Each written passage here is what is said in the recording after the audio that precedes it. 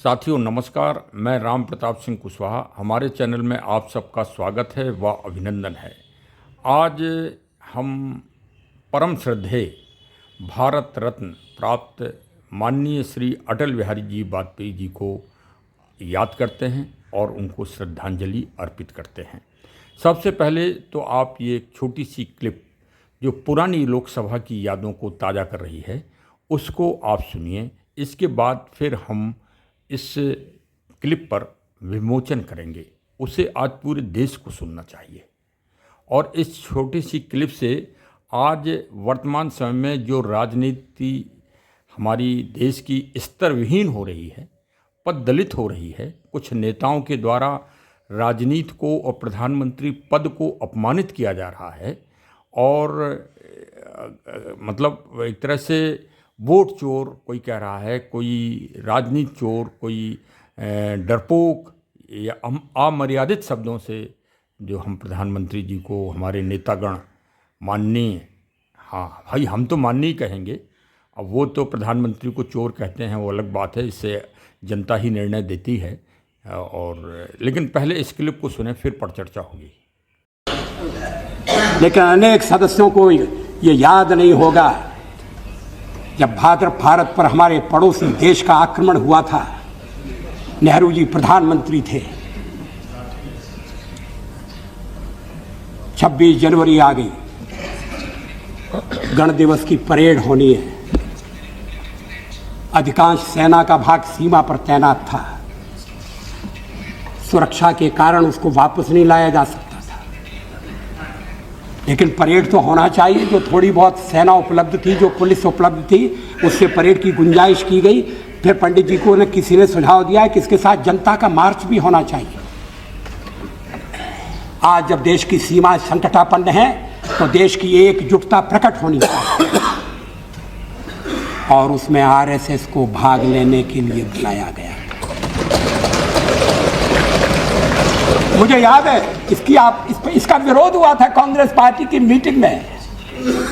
नेहरू जी ने कहा आरएसएस से में हमारे मतभेद हो सकते हैं, लेकिन आज जब ये संकट की घड़ी में है तो ये मतभेद हमें भूल जाना चाहिए और सबको मिलकर खड़े होना चाहिए।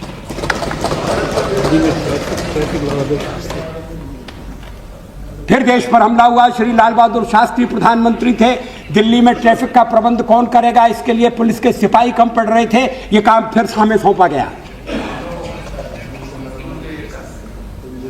और उस समय मैंने कहा था कि दुख में सुमिरन सब करें, सुख में करें न कोई, और जो सुख में सुमिरन करे तो दुख का है। आपने क्लिप को सुना होगा। वास्तव में ये क्लिप भारत की पुरानी लोकसभा की ऐतिहासिकता को दर्शा रही है और उस महान संबोधन को दिखा रही है कि हमारी राजनीतिक व्यवस्था में कितना अपनत्व था और कितना एक दूसरे के प्रति सम्मान था। कि हमारे श्री अटल जी, हमारे प्रधानमंत्री जी माननीय श्री जवाहरलाल नेहरू जी को पंडित जी और नेहरू जी कहकर संबोधन कर रहे हैं और आज के वर्तमान के नेता प्रतिपक्ष प्रधानमंत्री को वोट चोर की संज्ञा दे रहे हैं, डरपोक की संज्ञा दे रहे हैं। विदेशी तनाव, विदेशी मतलब एक तरह से आक्रमण हो रहे हैं और उसमें हमारी सेना के बाहुबल को, हमारे सेना के सम्मान को और हमारे राजनेताओं के सम्मान को नीचा कर रहे हैं, अपमानित कर रहे हैं। जगह जगह दूसरे राजनेताओं से तुलना कर रहे हैं हमारे प्रधानमंत्री जी की और अपमानित कर रहे हैं।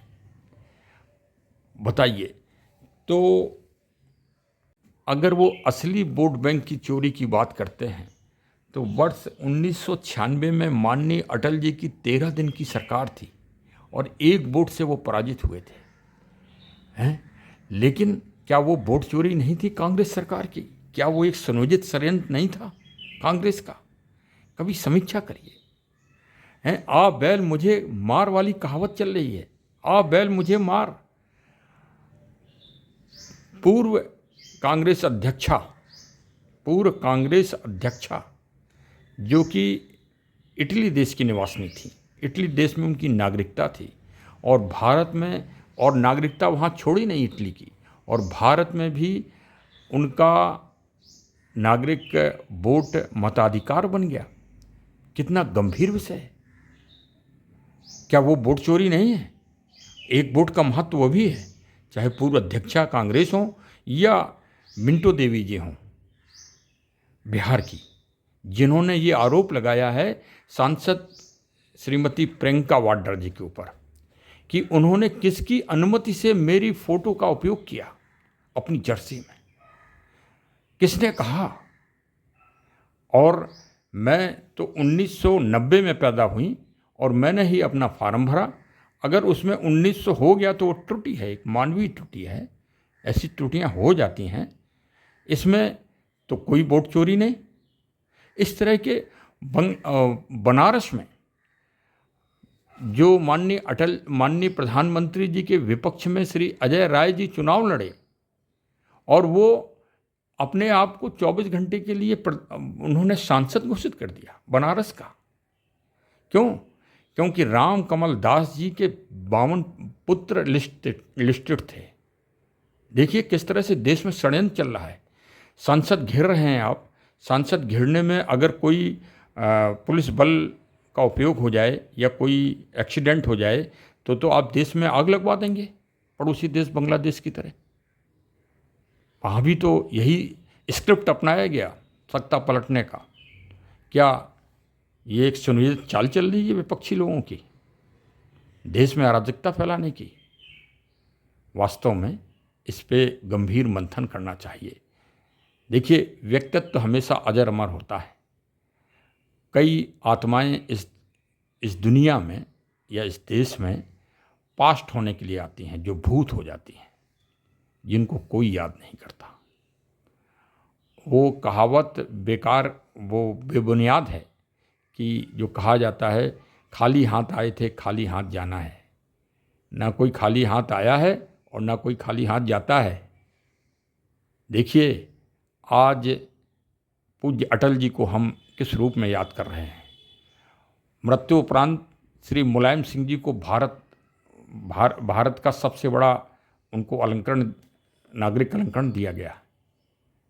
तो क्या मरने के बाद, मृत्यु होने के बाद भी तो कार्य हो रहा है उस आत्मा के द्वारा, उस आत्मा का नाम लिया जा रहा है।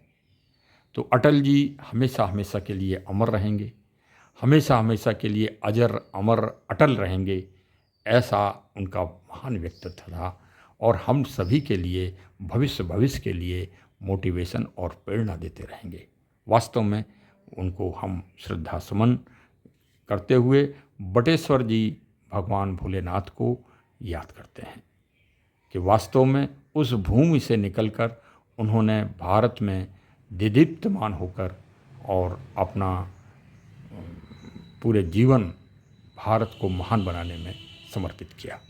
आज भी देश के सामने कुछ विदेशी शक्तियाँ, महाशक्तियाँ देश को नीचा दिखाने के लिए प्रयत्नशील हैं। कथित रूप से हम सब भारतवासियों को एक होकर, जिस तरह से श्री अटल जी ने उस समय जवाब दिया था महाशक्ति को, आज भी हमको देने की आवश्यकता ही है। यही उनका महान मोटिवेशन वो हम सब लोगों के लिए छोड़ गए हैं। अंत में श्रद्धा सुमन अर्पित करते हुए उनको हम नमन करते हैं। जय हिंद, जय हिंद, जय हिंद।